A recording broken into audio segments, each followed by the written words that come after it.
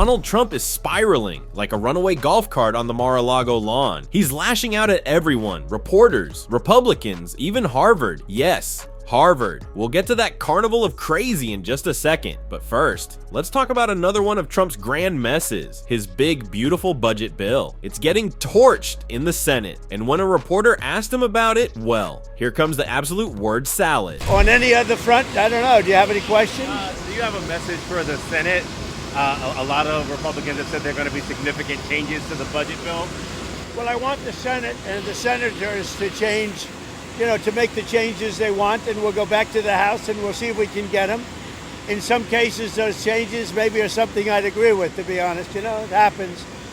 But we've had a very good response from the Senate, and I don't know how Democrats can't vote for it. If they don't vote for it, they're talking about a 68% tax increase. Let's break that down. The plan falling apart. The Republicans rewriting it. Trump pretending it's all fine while casually throwing out a 68% tax increase. Like it's not completely made up. It's like he's trying to fix a sinking ship, wet with golf tees and ego. This budget bill is bleeding out right on the Senate floor. And Trump, he's still out here auditioning for the role of confused CEO of a failing country. And just wait, he's about to be asked because of Harvard soon. And that's when the real meltdown begins. This is far from over. Remember that if the Democrats don't vote, it's a 68% tax increase, which is ridiculous. And one of the things that's being covered indirectly is the fact that we'll be lowering the cost of drugs from 50 to 85% under Trump.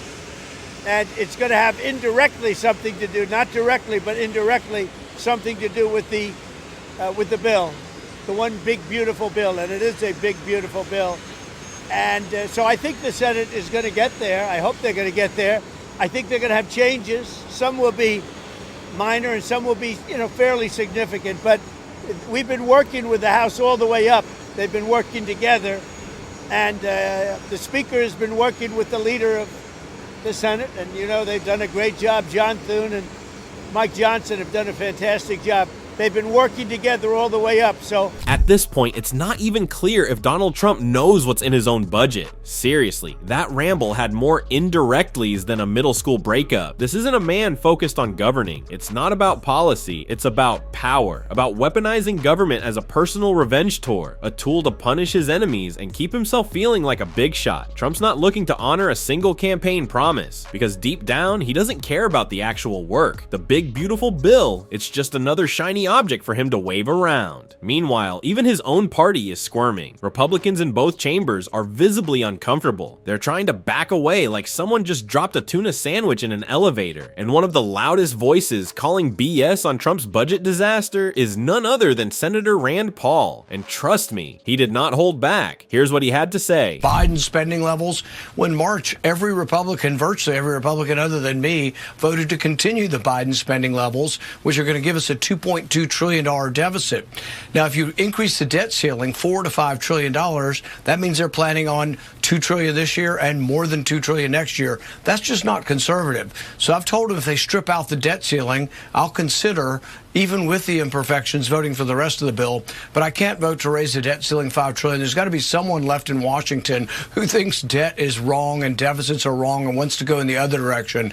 The idea that we're going to explode deficits and the projections are now looking at over $3 trillion in deficits over the next 10 years, I think is just, not a serious proposal. Ah, yes, Rand Paul coming in hot with the budget morality lecture, as if this is suddenly the moment Republicans discovered the concept of a deficit. Let's be clear, this entire idea that the GOP cares about debt is complete fiction. Since Reagan, Republican presidents have consistently jacked up the national debt way more than Democrats. This isn't up for debate, it's basic math, and the so-called economic genius of Trump. Please, what's the actual record? Crashed the economy once, now teeing it up for round 2, but somehow he's still pushing the fantasy that under him the economy was booming and the debt was shrinking. It's a bedtime story for billionaires, and now he's claiming to be a champion of free speech and meritocracy? Let's not kid ourselves. Trump doesn't want fairness, he wants obedience, and when institutions like Harvard push back, he lashes out, which brings us to this next moment, where Trump gets asked about his bizarre crusade against against Harvard, and his flurry of lawsuits that are now collapsing faster than a Trump steak deal. Here's the clip. On Harvard, do you think you'll come for their endowment in any way or go after financial aid? Well, look, part of the problem with Harvard is that there are about 31%, almost 31% of foreigners coming to Harvard. We give them billions of dollars, which is ridiculous. We do grants, which we're probably not going to be doing much grants anymore to Harvard.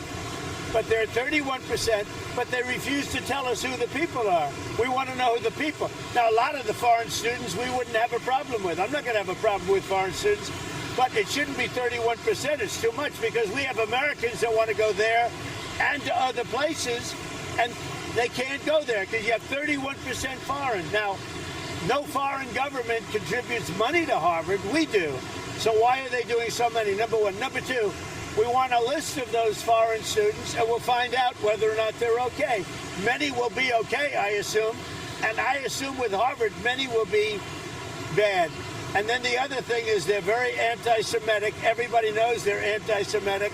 And that's got to stop immediately. Well, folks, Harvard is canceled, at least according to Donald Trump, who just discovered that foreign students exist. And apparently that's a national crisis. He says there are 31% international students, and suddenly he wants a list. What is this? Mean Girls meets immigration policy. Also, let's take a moment for the math. 31% is too much, okay? But 100% Mar-a-Lago guests being under federal indictment, that's fine. Honestly, this isn't about foreign students. It's not even about Harvard. It's about Trump not getting invited to the smart people party. He's been raging against DEI and meritocracy for years, all while hiring people whose biggest qualification is knows how to work a teleprompter and yell on Newsmax. And MAGA's version of fairness, it's basically, let me win, or I'm flipping the table. Some people are saying this might just be because Barron didn't get into Harvard, or maybe he did, and Harvard didn't want him, or maybe it's jealousy that Michelle and Barack's daughters are actual Ivy Leaguers, and Trump's kids are out here selling gold sneakers and retweeting conspiracies. But the good news, Harvard's not playing along, they're pushing back. And finally, big institutions are realizing Trump doesn't have the power he pretends to, because these attacks aren't just nonsense. They trickle down and mess with real science, real funding, and actual progress. And no one breaks down why that matters better than Jamie Raskin. Watch this. Well, it's profound in terms of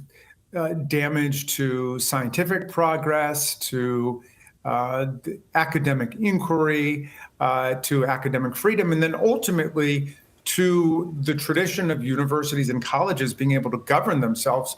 I don't think Harvard can lose this case. It's so clear that Trump is motivated by animosity and hatred towards Harvard, which is strange because there are a lot of people in his family who went there, including Jared Kushner, who I think was admitted to Harvard after making a $500,000 gift. Jamie Raskin just nailed it. This isn't about policy, it's about pettiness, plain and simple. Trump's turning the Department of Education into a personal burn book, and the irony? He's bashing Harvard while his own son-in-law waltzed in with a $500,000 donation. Real meritocracy vibes, huh? But Raskin's not done yet. He follows this up with some very clear words, and trust me, they hit where it hurts. But in any event, there are people in his family who are graduates of Harvard, like he's a graduate of Penn.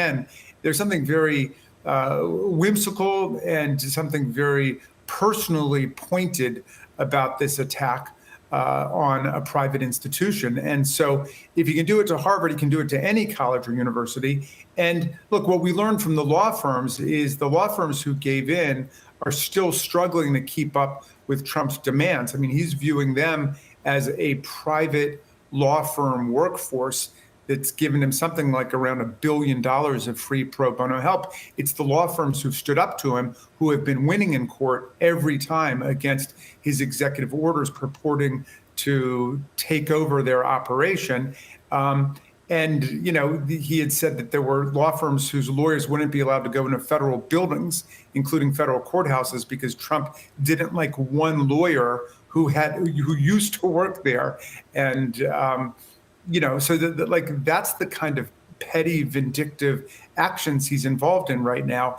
And we've got to defend the rule of law, because otherwise we're really moving into a different kind of society. I mean, that's what authoritarianism is all about. The guy at the top gets to run everybody and everything. So let's recap this delightful little meltdown. Trump is mad at Harvard, even though his own relatives went there. It's giving Ivy League jealousy complex. It's giving my son didn't get in, so now I'm nuking the admissions office. And according to Raskin, this isn't just petty, it's institutional sabotage. Trump's treating elite law firms like his own pro bono pit crew, demanding free labor like he's the king of courtroom coupons. One man, one ego, one endless spectacle of grudges, lawsuits, and executive orders that read like bad Yelp reviews. If Trump can bully Harvard, what's next? Community colleges? Kindergarten graduation ceremonies? This is textbook Trump. Take it personal, make it public, drag everyone down with you. But hold on, because in the next part, Raskin drops something even more jaw-dropping. And is that ultimately, in your view, the goal of the White House? I mean, or is there another, mission here as to why this White House is targeting Harvard, other Ivy Leagues, and potentially other institutions across this country? Well, he went after what was reputed to be the most prestigious law firm in the country, Paul Weiss, in New York, and they caved in. And so he's going after Harvard to see if they'll cave in. And he believes if he can get these, luminary institutions in their various social domains to capitulate and to appease him, then everybody else will fall in line. So the ones who have hung tough are showing the way, like Wilmer Hale of the law firms, and Perkins Coie, and there's other law firms around the country who are saying, no way, you're not going to control us and tell us what to do. And by standing up, Harvard is showing colleges and universities around the country that they really mean it when they talk about academic freedom, and they've emboldened and encouraged other institutions to do the same thing. But, it's throughout society. They're doing the same thing to labor unions. Trump signed an executive order purporting to strip more than 1 million federal workers of union protection and the right to engage in collective bargaining, even modified collective bargaining, not for wages, but just for some of the, the terms of employment. And those unions with the AFL-CIO and AFGE have gone to court and said, no way, we're not going to let the president of the United States destroy workers' organizing rights and take over our union. So it's happening across society. So let's get this straight. Trump is basically treating Harvard like it's a misbehaving contestant on The Apprentice. You're too diverse, too smart, too independent. You're fired. Jamie Raskin breaks it down perfectly. Trump goes after these top-tier institutions like he's on some kind of Ivy League revenge tour, and if they capitulate, yes, that's our SAT word of the day, then he thinks the rest of the country will just roll over like it's pledge week at Trump University. And it's not just Harvard. He's beefing with law firms, labor unions. Next thing you know, he'll try to ban Scrabble for having too many vowels. Apparently, he even signed an executive order to strip over 1 million federal workers of their union rights. Because nothing says working class hero like personally trying to kill collective bargaining while golfing at your private club. This isn't policy, it's petty vengeance with paperwork. It's government by mood swing, and it doesn't stop there. Oh no, because while Trump's screaming America first, guess who was the top investor at his crypto fundraiser? A Chinese national. That's right. The MAGA version of America First means you stay home and pay full price, while Trump sells out VIP access to anyone with a checkbook and a passport. So what is this really about? It's not about protecting American jobs or freedom or values. It's about making sure you get the rules while he gets the loopholes. And the next part of this, oh, it gets even better, even weirder, even more Trumpian. The next video, you won't believe it. Seriously, click it. It's like political satire, but real.